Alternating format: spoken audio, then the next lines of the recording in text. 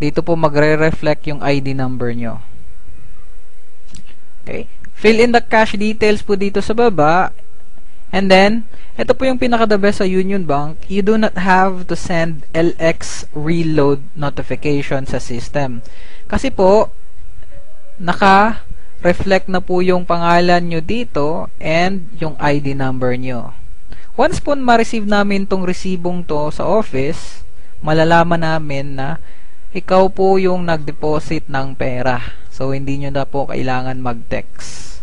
Again, make sure it's bills payment slip para po mag-reflect yung information nyo. Okay, load wallet will be credited the same day. Ganito po yan. Sa bangko po, merong 3 hours processing period. Kapag umaga nyo po diniposit yung pera, probably afternoon, meron na po kayong load wallet. Pag around 2 or 3 p.m., expect na magka-load wallet kayo kinabukasan na po ng umaga. Alright? Again, merong 3 hours processing period. Second option is sa BDO po. Ito po yung Banco de Oro. Alright?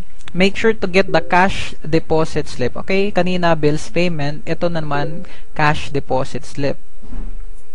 Okay? Ganito po yung itsura ng cash deposit slip. Alright? Mananotice nyo po, wala pong pangalan nyo, yung cash deposit slip, hindi po nagre-reflect yung pangalan nyo, tsaka yung ID number nyo.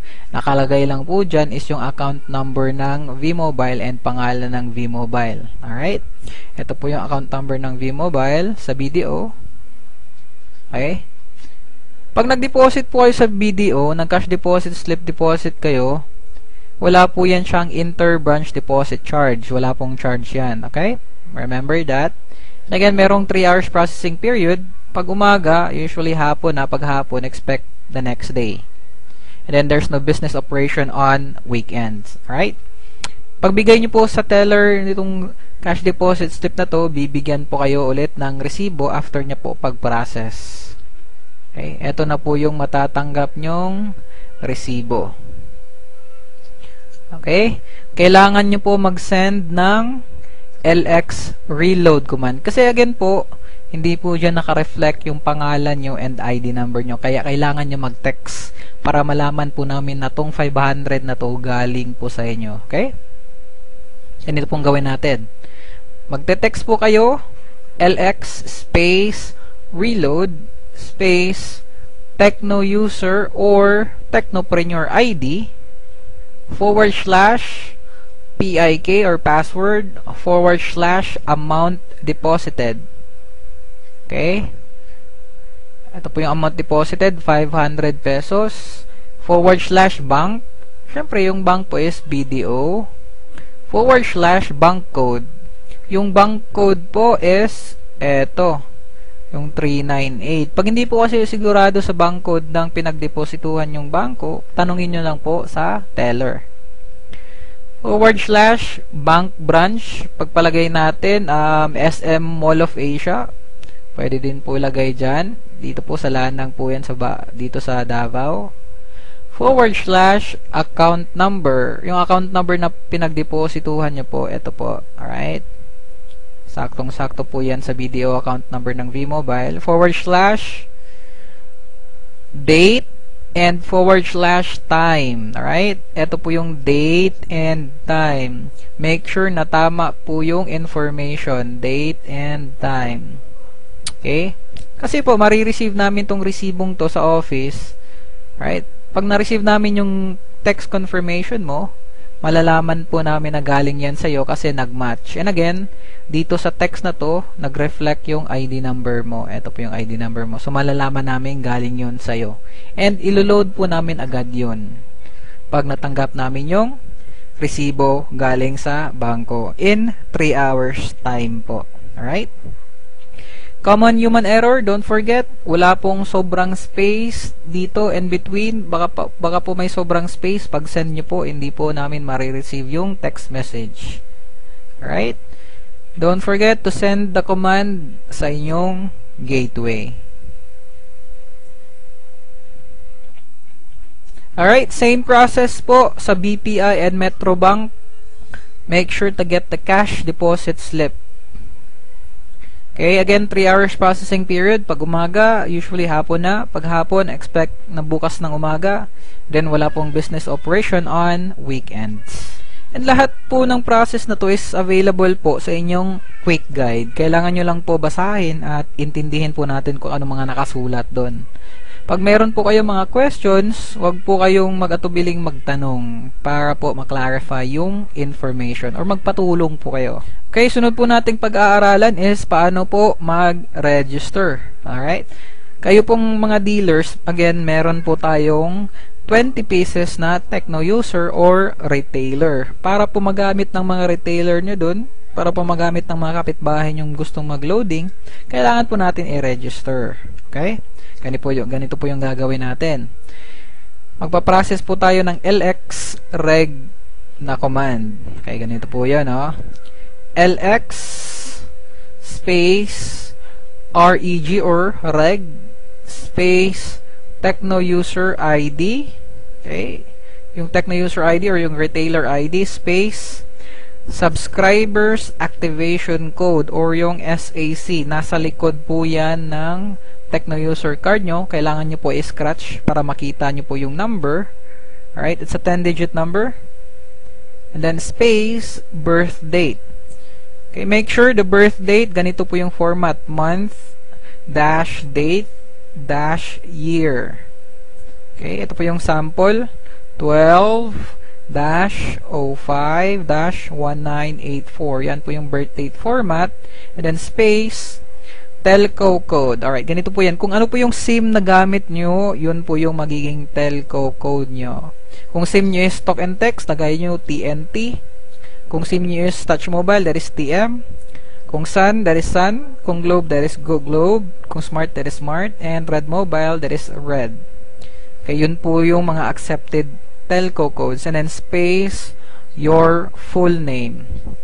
Okay, review lang po natin tong message na to. Again, LX space reg ID number space subscribers activation code, 10-digit number na nasa likod na kailangan i-scratch. Space birth date space telco code smart space full name, and then make sure walang human error, make sure na walang sobrang space. Alright, pag okay yung command, send nyo po sa gateway nyo. Okay, pag tama po ulit yung commands, agad-agad magre-reply yung system natin. Ito po yung i-reply ng ating LoadExtreme system. You have successfully registered your account. Your load balance is 0. Of course, kaka-register pa lang, 0 balance talaga yan. And, bibigyan po kayo ng default password or your personal identification key. 6-digit password. Okay? You have successfully registered your account. Load balance is 0. Your PIK is 1, 2, 3, 4, 5, 6. And, pwede nyo po yung i-change anytime nyo po gustuhin. And then, sa likod po ng Techno User Card, meron pong step 2 doon to change your address. Hindi na po kailangan sundin yon. Optional lang po yung change address. Again, hindi na po kailangan mag-change address na command. Alright? And again po, all information is available in your quick guide. Basahin lang po natin yan and intindihin natin. Matutulungan po tayo ng quick guide na yan. Kaya ito po yung LoadExtreme system behavior. Meron tayong tinatawag na 3 error trapping rule or 3 wrong PIK entry.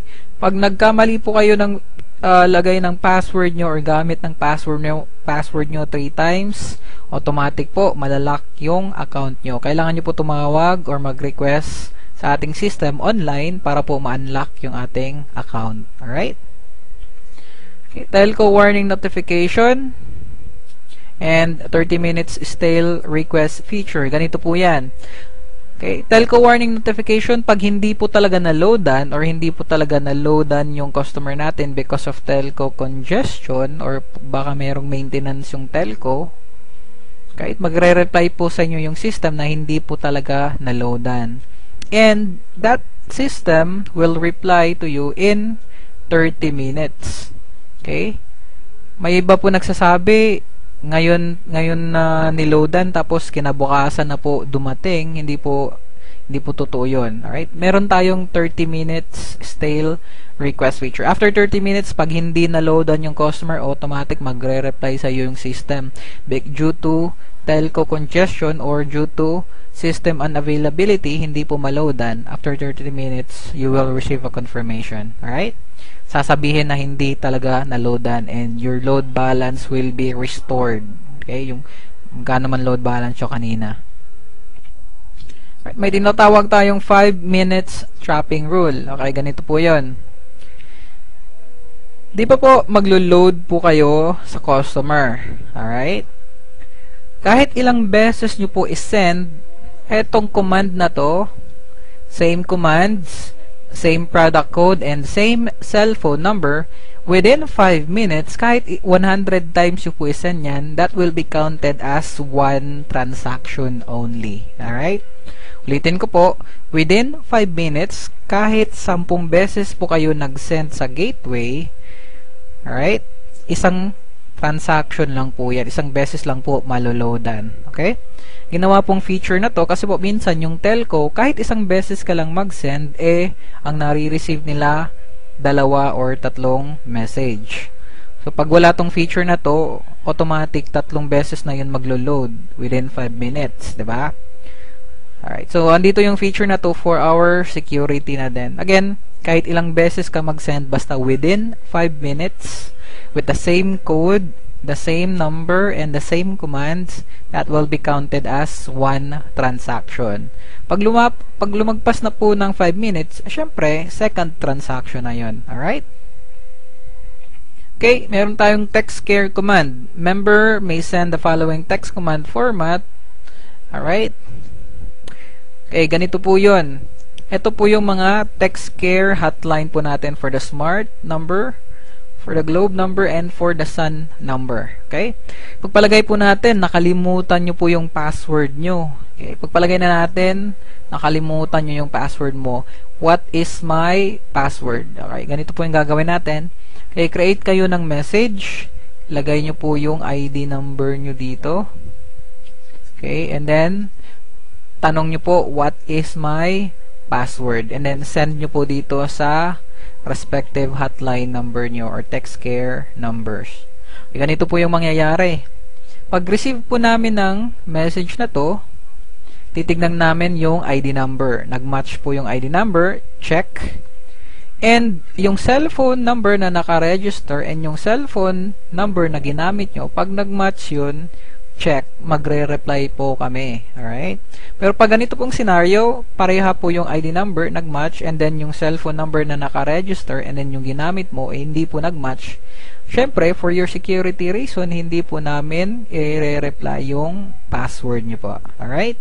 And expect at least a day or 2 days process kasi marami pong nagre-request sa system. So, iniisa-isa po namin yun for your own security na din. Okay, common problems, loading delays, telco congestion. Yan po yung number 1. Okay, telco over the air system unavailability or under maintenance. And hindi ko po nalagay dyan yung common human error. Sa ating commands, magkamali po tayo na sobra ng space. So, hindi po yun siya malaload. Magkakaroon po yung loading delays. Okay? Customer, non-receipt or otherwise successful loading, yung mag-load tayo tapos hindi pa nila na-receive yung confirmation na na-loadan na. Have the customer check their number. Baka po na mali yung number na binigay. Kaya po sa ibang customer po na loadan. Okay? Or have your customer check their balance. Baka na-loadan na, hindi lang dumating yung confirmation, pero may balance na po. Right? Okay, meron ding mga lumang cellphone na parating nagahang, so pwede nyo pong i-restart yung cellphone para po makareceive ng message, and then make sure na yung cellphone ng customer nyo hindi po full kasi po hindi nila ma-receive yung text confirmation na na-loadan sila kasi po puno yung inbox nila. Hanggang doon lang po muna yung pag-aaral natin tungkol sa ating system and the technical aspects ng ating negosyo. Sana po marami po kayong natutunan. Okay, don't forget, pag meron po kayong mga tanong, suggestions, or any reactions, add nyo po ako sa Facebook, flipcwalker@gmail.com, or again, contact nyo po ako through SMS at 0919-6245-415. Pag OFW po kayo ulit, lagay nyo lang po yung roaming number nyo para po makapag-text back po ako sa inyo. Maraming salamat po and God bless. Welcome to V-Mobile.